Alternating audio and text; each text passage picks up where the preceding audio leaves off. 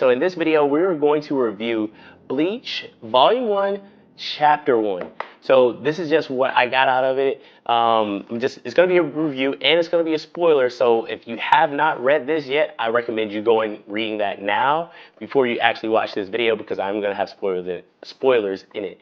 So for you who've already read it, it's just going to be my insights from never actually watching the anime, maybe like 5 episodes or so, but never reading the manga and or a manga in general. So this is going to be my insights from a new reader, and then also just this whole experience for me.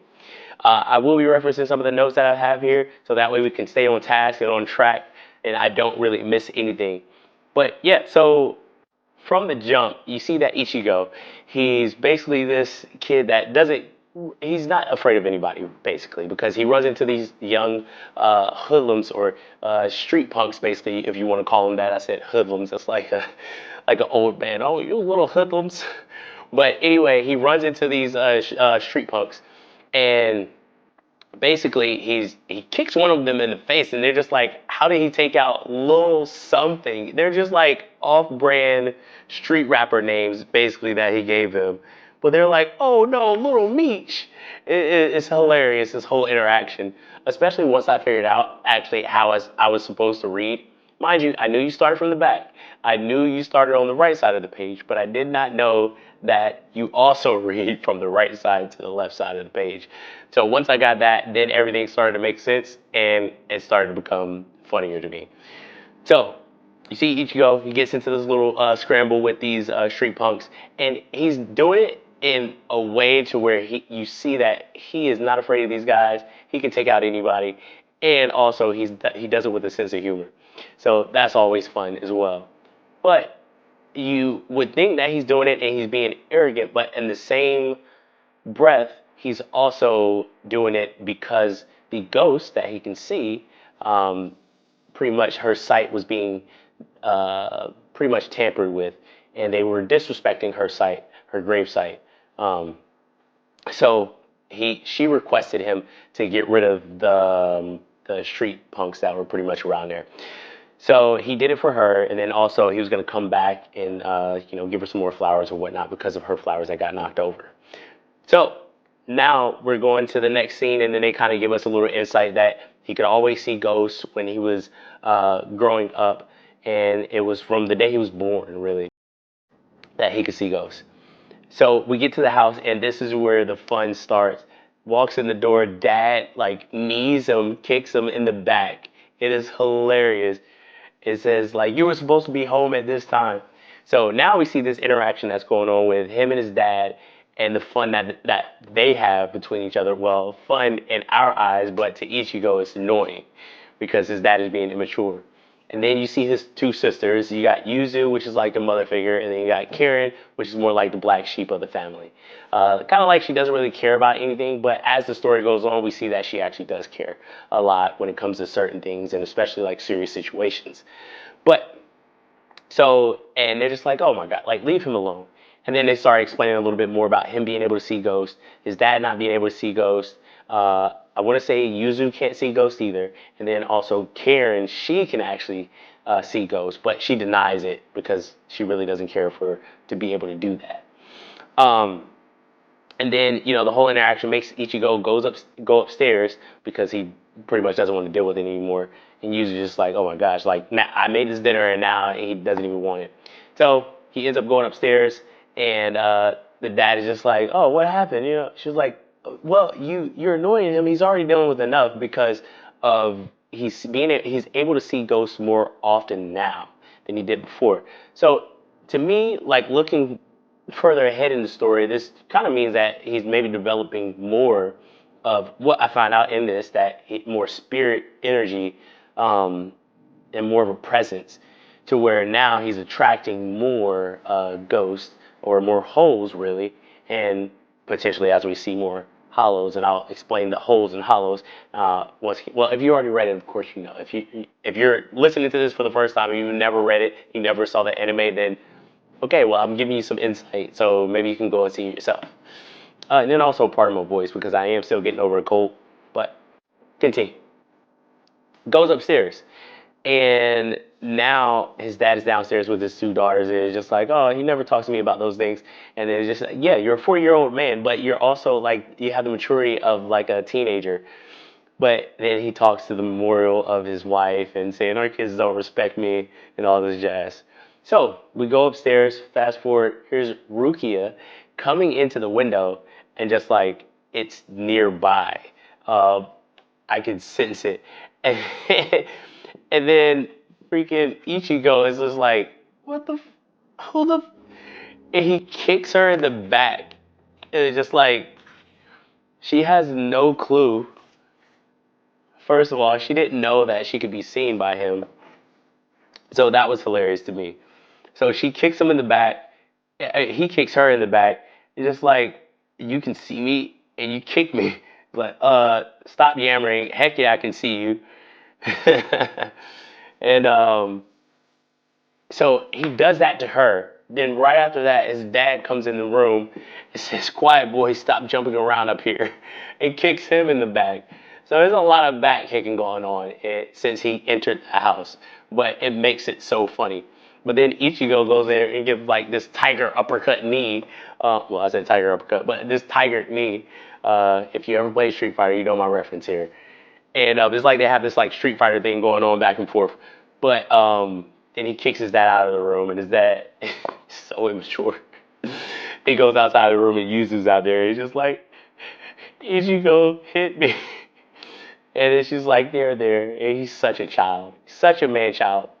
But then pretty much Rukia says what she is, a Soul Reaper and all that other stuff.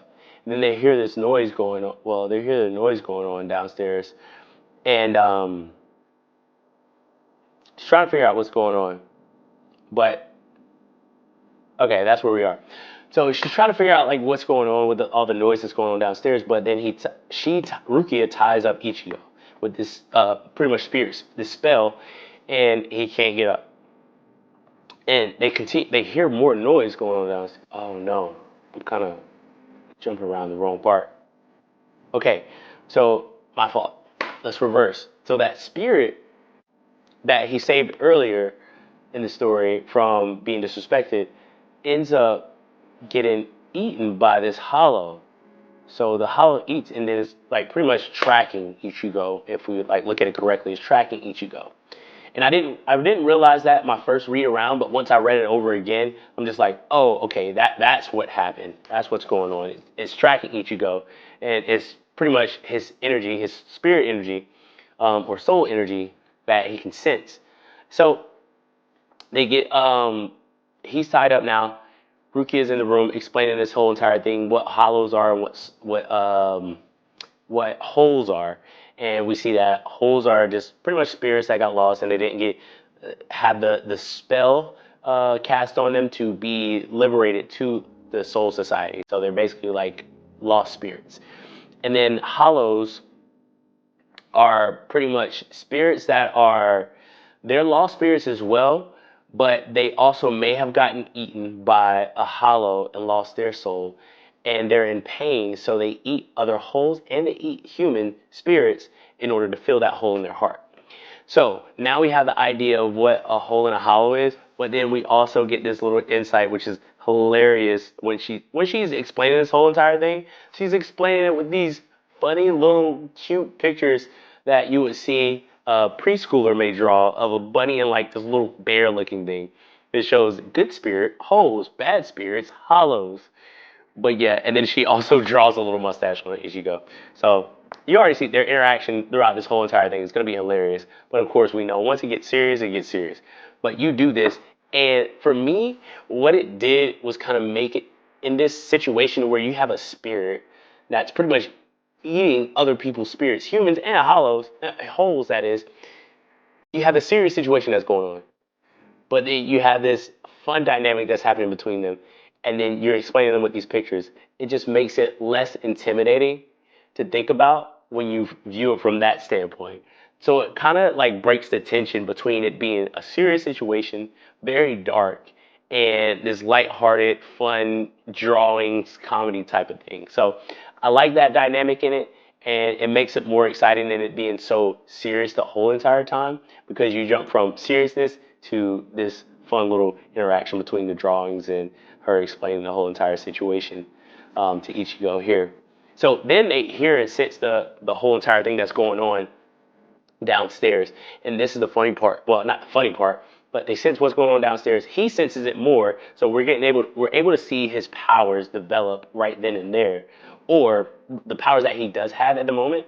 And we're able to get a little bit more insight into that and see that, okay, he has way more power than what we know of right now, and they're dormant, but we're going to be able to see a little bit more of it later on as we continue to read. So um, so she senses it, but she didn't sense it before him. And they hear the noise going on downstairs, and he's like, "Go down there, like figure out what's going on." But she won't untie him and break him loose. And Karen pretty much busts through the room.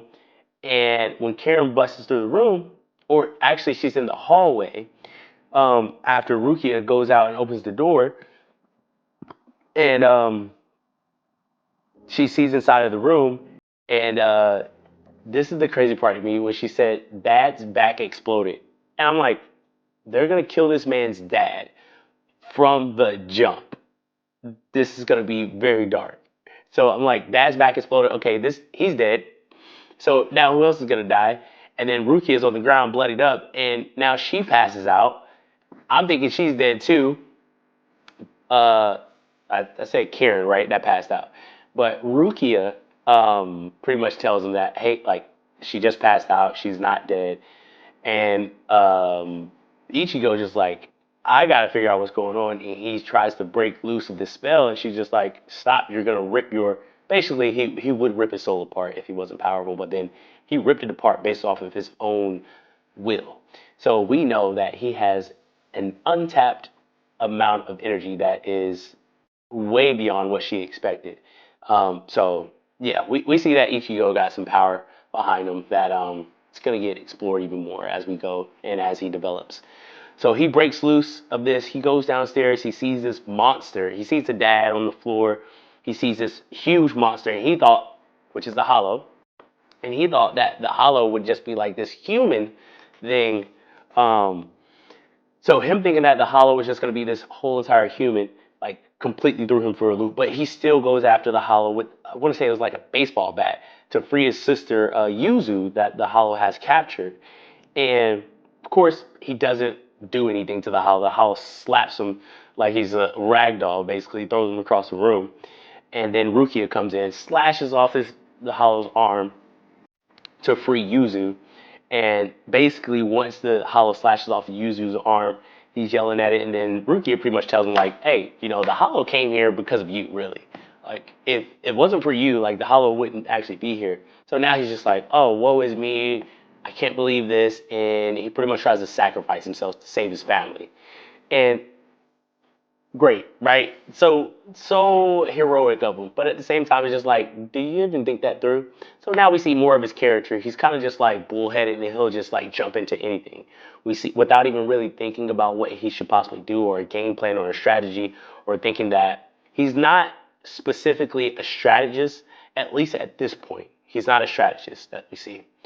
So he tries to sacrifice himself, but then Rukia jumps in the way. And then now, this is where we're going to get our whole entire story. So Rukia jumps in the way. She gets pretty much bitten, not completely destroyed. But now she's so low in energy that she can't really do her job now and get rid of this Hollow. So she tells him, like, I can give you my power, half of my power in order to defeat this Hollow. But you'll have to pretty much take this sword in the gut. Basically, it's like you're gonna die and then be reincarnated somewhat. I don't really get the concept, but yeah, that's kind of what I got from it right now. And he's thinking like, yo, I'm gonna die. But then he sees like his family pretty much sacrifice themselves to save him, and they're worried about him, and they're hurting right now. So he's just like, I can't even think about that. So he's like, let's do it. Does it, immediately gets his power, immediately goes through the Hollow like it's nothing. And then Ruki is just like, he took all my power, and sees this and it's just like, wow, I did not expect this. So that's pretty much the end of chapter one, Death in Strawberry. So basically, in a nutshell, we see that we get to meet Ichigo, we get to meet his sisters, his dad, and Rukia, and then we're introduced to the whole concept of holes, hollows, soul reapers, the spells that are going to be cast inside of this whole entire series. We get we get some knowledge about the Soul Society, and we also get the dynamics that's going on between them. So we get the comedy, the humor that's in it, and then we also get the seriousness and how serious the situation can get.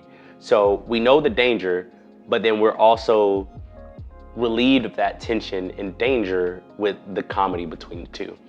So yeah, overall, Volume 1, Chapter 1 was a great introduction to the whole entire series, especially with the comedy that goes on with them, and then also the back and forth between the dad and that whole dynamic, and him and Rukia. So Ichigo and Rukia, their whole entire dynamic. So it's really good so far, Volume 1. That's just my review of it. Of course, it wasn't as structured out as I would like. I'm gonna get better with structuring these things. Give me some feedback. Also, tell me your experience with Volume 1, Chapter 1 of Bleach. If you're reading it again, or if you're just now getting into it as well. I'd love to hear some comments down below in the comment section. And also, let's start up a conversation about it. All right, well, that's it, and I'll see you in the next video.